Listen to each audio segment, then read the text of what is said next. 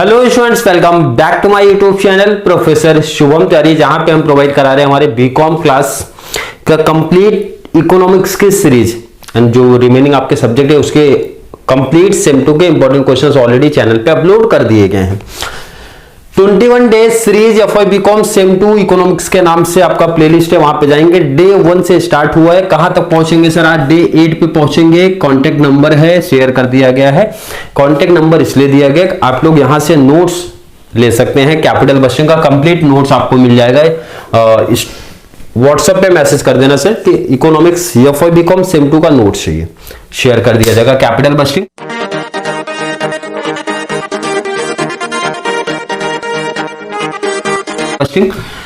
और एक important information पहले आप लोग सुन लो। सेकंड चैनल जो है आपका Aryan education foundation, maths and accounts के लिए सिर्फ मैथ्स और अकाउंट्स की बातें वहां पे की जाती हैं। अदर कोई सब्जेक्ट की डिमांड उस चैनल पे आप लोग मत करिए। सिर्फ मैथ्स और अकाउंट्स का कंप्लीट कॉन्सेप्ट आपको करा के दिया जाएगा, क्योंकि सेम टू में आपके 3 ही सब्जेक्ट मैंने पिक किया है जिसकी कंप्लीट सीरीज आपको मिलेगी। रिमेनिंग के इंपॉर्टेंट क्वेश्चंस आपको प्रोवाइड करा दिए हैं, आप लोग को फॉलो कर लेना है। टॉपिक है सर पे बैक पीरियड। टॉपिक क्या है हमारा, पहले उसकी बात कर लेते हैं। आज का टॉपिक है सर पे बैक पीरियड। प्रीवियस लेक्चर में आपने देखा sir capital budgeting. Capital budgeting का मीनिंग क्या होता है, उसके क्या स्टेप्स हैं। अब और परफेक्ट आपका क्लियर होगा जब आप ये मेथड प्रैक्टिकल थोड़ा सा पढ़ोगे। प्रैक्टिकल ये पूछा जाता है क्वेश्चन, काफी प्रीवियस ईयर का आप पेपर उठा के देखोगे, वहां पे पे बैक पीरियड के क्वेश्चन आपके बने हैं, पूछे जाते हैं। और ये बहुत सिंपल सा मेथड है, नाम बता रहा है सर इनका पे बैक पीरियड। जितना आपने इन्वेस्टमेंट किया वो कितने पीरियड में, कितने टाइम में, कितने ड्यूरेशन में रिटर्न आ रहा है सर, उसी को बोलूंगा पे back period. Sir concept clear नहीं हुआ, थोड़ा सा क्लियर कराइए। चलिए यहां क्लियर कराता हूं।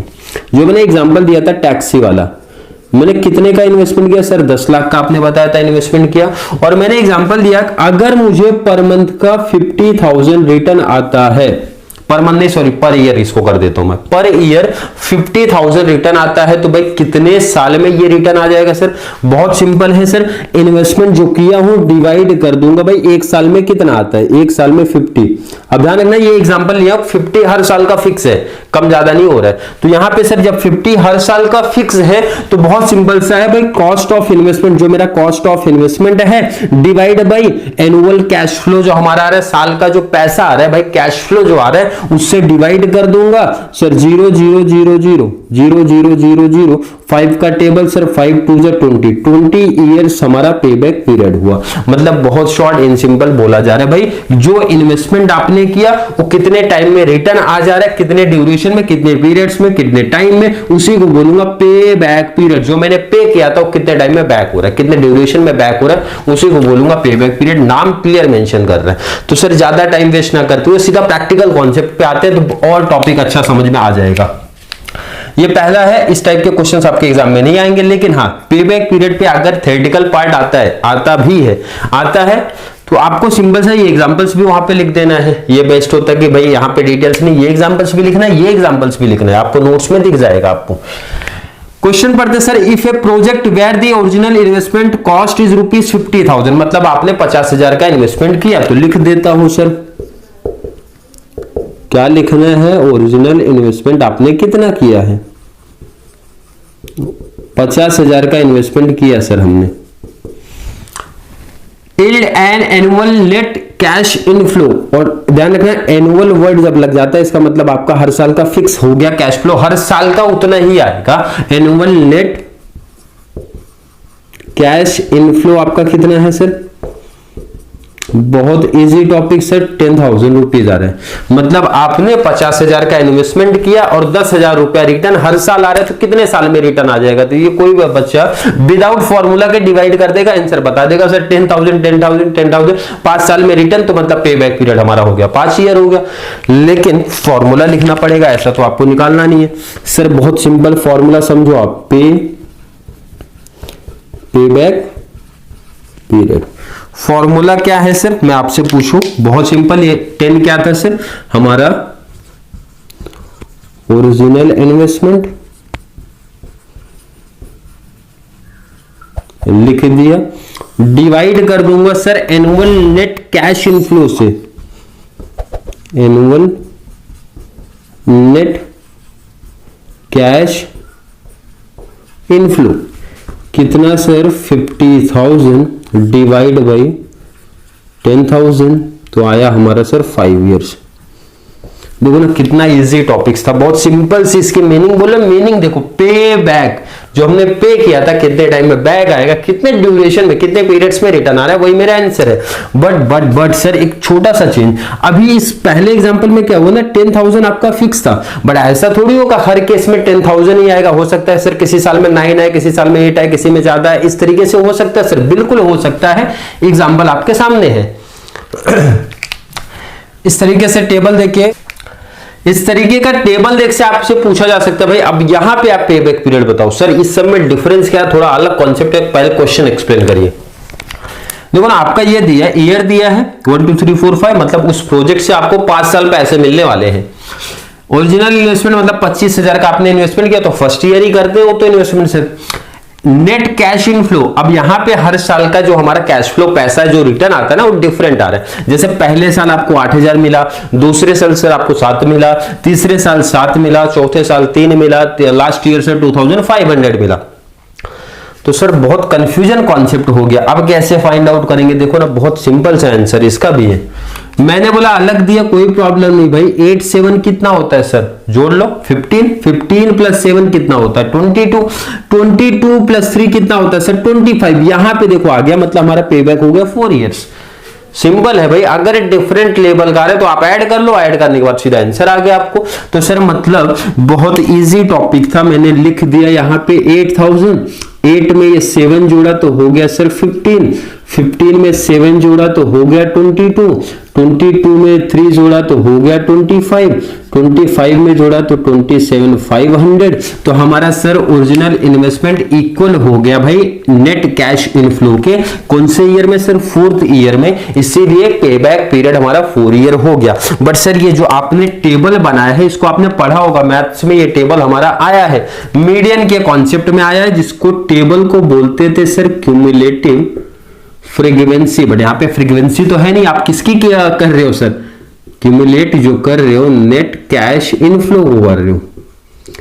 नेट कैश इनफ्लो को आपने किया कि नहीं किया सर, बिल्कुल किया। तो यहां पे जो हमारा पे बैक पीरियड है उसका आंसर है सर 4 इयर्स। और इस टाइप के क्वेश्चंस आपको एग्जाम में पूछे जाते हैं। क्लियर कॉन्सेप्ट है क्या, बिल्कुल सर क्लियर कॉन्सेप्ट है, बहुत इजी टॉपिक्स लग रहा है, लेकिन आपको 2 और एग्जांपल्स कराने चाहिए। मैं 2 और एग्जांपल्स, इतना इजी नहीं पूछेंगे, इजी इतना पूछा तो बेस्ट है, बट इसका थोड़ा सा डिफरेंट लेवल भी पूछ सकते हैं। और क्या पूछ सकते हैं 2 एग्जांपल में आपको कंप्लीट ये कॉन्सेप्ट समझ जाएगा। और 8 या 7 में पूछा तो सर नंबर भी हमारा फिक्स हो गया, क्योंकि इसके बाहर 4 एग्जांपल्स के बाहर नहीं पूछा जाएगा पे बैक पीरियड, इसकी गारंटी मैं आपको दे देता हूं। तो चलिए रिमेनिंग 2 एग्जांपल्स हम लोग, चलिए 2 और एग्जांपल्स की प्रैक्टिस करेंगे। इसके बाहर कॉन्सेप्ट आपका नहीं पूछा जाएगा पे बैक पीरियड में। क्या क्वेश्चंस है, क्वेश्चंस थोड़ा सा देख लेते हैं सर। प्रोजेक्ट दिया है, ओरिजिनल इन्वेस्टमेंट है, net cash in the year दिया 1 2 3। अब तक क्या किया आपने सर, एक ही प्रोजेक्ट था, एक ही प्रोजेक्ट था। अब यहां पे आ गया sir project A, project B, project C, project D. Original investment की अगर बात करूं सर 5,000 5,000 5,000 5,000, जब मैंने कैपिटल बस्टिंग इसका प्रीवियस किया तो वहां पे मैंने बताया कि आपके पास जो कॉस्ट ऑफ प्रोजेक्ट है उसके वो इन्वेस्टमेंट करने के लिए आपके पास 3 से 4 अल्टरनेटिव है सर, तो सबसे बेस्ट कौन सा है इसमें से आप बताइए। तो बहुत सिंपल सा लॉजिक है, और यही आपसे पूछा गया कि भाई सबका पेबैक पीरियड बताओ और उसी के बेस पे आप रैंक उनको दो। सेम एग्जांपल वहां पे 3 है, यहाँ पे 4 थे, वहां पे भाई 2 इयर्स दिया, वहां पे 1 2 3 इयर्स दिया है। तो सर देखो बहुत सिंपल सा लॉजिक है, ध्यान रखो यहाँ पे बहुत सिंपल सा लॉजिक है। कैसे कैलकुलेट करना, देखो प्रोजेक्ट ए से स्टार्ट करो। प्रोजेक्ट ए में आपने लगाया कितना सर 5,000, फर्स्ट ईयर में आपको मिला कितना सर 5,000, पहले साल में आपको 5,000 मिला। तो सर इसका जो पेबैक पीरियड है भाई, पे बैक जो इसका पीरियड है, यहां पे पेबैक पीरियड लिखो और यहां पे आप लिखो रैंक। तो पेबैक पीरियड सर इसका हो गया 1। किसी बच्चों को डाउट सर 1 कैसे हो गया, बहुत सिंपल आंसर, 5,000 लगाया पहले साल में सर 5,000 मिल गया, 5,000 लगा पहले साल में 5 मिल गया सर, तो पे बैक पीरियड हो गया 1। यहां पे भी थोड़ा सा दिमाग दौड़ाओ, 5 लगाया सर, पहले साल में ही 5 मिला, तो सर बहुत इजी आंसर, इसका भी 1। क्लियर? किसी बच्चे को इसमें कोई डाउट, कोई कंफ्यूजन है क्या सर? बिल्कुल कोई डाउट, कोई प्रॉब्लम, कोई कंफ्यूजन ही नहीं है। तो चलिए आगे का डिटेल्स। सेकंड प्रोजेक्ट बी वाले में 5000 लगाया, पहले साल कितना मिला सर? 2.5। सेकंड साल कितना मिला सर? 2.5। कितना होगा? 2.5 प्लस 2.5 5 हुआ सर, मतलब ये 2 साल में रिटर्न आया। किसी को डाउट क्या? सिर्फ सिंपल आंसर है सर, जोड़ते जाओ, जब 5 आए वहीं रुक जाओ और लिख दो आंसर। कोई दिक्कत नहीं सर? कोई दिक्कत नहीं है। आगे का डिटेल, प्रोजेक्ट सी में थोड़ी सी दिक्कत आ गई। क्या दिक्कत आ रही वो देखो आप। पहले साल में कितना मिला सर? 1। दूसरे साल में कितना मिला सर? 2। तो दोनों मिला के कितना होगा सर? 3। तीसरे साल में कितना मिला सर? 6। ये तो प्रॉब्लम वाला काम हो गया थोड़ा सा, कि हमको सर 2 ही चाहिए, क्योंकि 1 प्लस 2 3000 आपको मिल चुका है। चाहिए कितना सर? 5। 2000 ही चाहिए सर, लेकिन अगले साल तो सीधा 6000 मिल गया। अब कैसे कैलकुलेट करेंगे? तो यहां पे प्रोजेक्ट सी के लिए एक छोटा सा वर्किंग पार्ट आपको करना पड़ेगा। कैसे करेंगे? ध्यान से देखो, समझो, बहुत इजी टॉपिक, बहुत इजी आंसर। पहले तो आप लिख दो यहां पे 2 इयर्स। सर ये कैसे आ गया? देखो ना, 1 + 2 3, 1 + 2 3, 3000 आपको मिल चुके हैं। कितने साल में सर? 2 साल में। अगले साल मतलब थर्ड ईयर में आपको सिर्फ 2000 चाहिए। कैसे पता चला सर? बहुत इजी टॉपिक, 2 + 1 हो गया 3, और हमको चाहिए थे सर टोटल 5। 3 मिल चुका है तो 2 ही लो ना भाई, एक्स्ट्रा लेके क्या करोगे सर? क्योंकि पे बैक बोलता है एक्स्ट्रा थोड़ी चाहिए, जितना इन्वेस्ट किया ना उतने की बात करो आप। 5 लगाए तो 5 की बात करो, 3 पहले ले लिए तो 2 ही की तरफ ध्यान दो आप। 6000 के चक्कर में नहीं पड़ना है सर, 2000 चाहिए। कितने में से चाहिए? नेक्स्ट मतलब कितने में से सर? अगले साल तो हमको 6 मिला है भाई, 2000 हमको दे दो। कितने में से सर? 6 में से। कर दो, कैलसी है ना आपके पास, डिवाइड करिए जल्दी। तो ये आएगा 0.333 समथिंग आएगा इस तरीके से। तो आपको लिख देना है सर 2 इयर्स, 0.33 मतलब समथिंग हो जाएगा आपका 3 मंथ्स। कितना सर? आप 3 लिख सकते हो, 4 लिख सकते हो, 4 लिखो आप, सबसे बेस्ट है। कितना सर? 4। अब ये सर आइडिया कैसे चला? 4 कैसे लिख दिया आपने? ये कॉन्सेप्ट समझा नहीं आपका? यहाँ पे तो 0.333 आ रहा था, बट 4 आपने कैसे लिखा? बहुत इजी टॉपिक है। 0.333 था, बिल्कुल सर। इसमें आप कितने से मल्टीप्लाई करोगे? 1 हो जाएगा। तो सर कोई भी बच्चा बता देगा सर 3 से मल्टीप्लाई करेंगे तो 99.999 मतलब 1 होता है। कितने से मल्टीप्लाई किया सर? 3 से। तो जब मंथ में बात करोगे भाई, 4 में 3 से मल्टीप्लाई करोगे तो कितना मंथ हो जाता है सर? Easy answer. मिला कि नहीं आंसर सर? बिल्कुल मिला है। मतलब इसका जो पे बैक पीरियड है सर 2 इयर्स 4 मंथ्स। अब रैंक दो, देखो बहुत इजी है, रैंक देना बहुत आसान सा कॉन्सेप्ट है। अगर आपने पे बैक निकाल लिया तो सर रैंक देना बहुत आसान। देखो ना, कौन सा पे बैक पीरियड सबसे कम है सर? पहला और लास्ट वाला, तो दोनों को पहला रैंक मिलेगा, फर्स्ट रैंक। उसके बाद सर 2 इयर्स 4 मंथ, तो ये है, तो सेकेंड रैंक आप इसको दो, थर्ड इसको दे दो। क्लियर है सर? बहुत इजी टॉपिक था। क्वेश्चन नंबर 1 और पे शिफ्ट होते हैं, क्योंकि मुझे पता है कुछ बच्चों को इस कॉन्सेप्ट में दिक्कत हुई होगी, तो एक और एग्जांपल करा देता हूं, सबसे बेस्ट है ना भाई। चलिए सर बात कर लेते हैं। प्रोजेक्ट कितना सर? ABC। पैसे में भी कुछ प्रॉब्लम नहीं, आपके पास सेम है 3000 3000 3000 ABC। लेकिन सर कैश फ्लो में बात कर लो, देखो इधर पहले साल सर डायरेक्ट ही 6000 मिल लिया पहले साल ही, लेकिन चाहिए कितना सर? हमको 3 चाहिए। ये तो कोई बच्चा बता देगा सर यहां पे ये 6 मंथ आ जाएगा, बट कुछ बच्चे अभी भी सोच में पड़े 6 मंथ कहां से आया है। कुछ बच्चे बता दिए सर सिंपल आंसर है भाई, 3000 का इन्वेस्टमेंट किया, पहले साल 6 मिला, तो सर आधा कर दो, हमको 3 ही चाहिए, तो 3 6 महीने में आ जाएगा सर। नहीं समझा सर कॉन्सेप्ट? डिवाइड कर दो भाई, 3 हमको चाहिए सर, पहले साल में ही मिल गया है 6, डिवाइड किया 0.5 आया, 0.5 मतलब आधा, तो मंथ का भी आधा। समझ गया सर? सी की बात कर लो, 3 था 3 हो गया, तो सर 1 ईयर आ गया। कोई दिक्कत नहीं सर? 3 चाहिए था, पहले साल कितना मिला? 2 मिला, एक और चाहिए। पे बैक बोलता है जितना इन्वेस्टमेंट है उतना ही लेना है भाई, एक्स्ट्रा अमाउंट नहीं लेना है। 2 मिल गया, तो सर 1 के लिए बात करो एक्स्ट्रा। तो मैंने बताया था इसका पहला साल हो गया 1 ईयर प्लस। अगले साल आपको कितना चाहिए सर? 1 चाहिए। कितने में से चाहिए सर? 4 में से, क्योंकि सेकेंड ईयर 4 है। डिवाइड कर दो कैलसी से,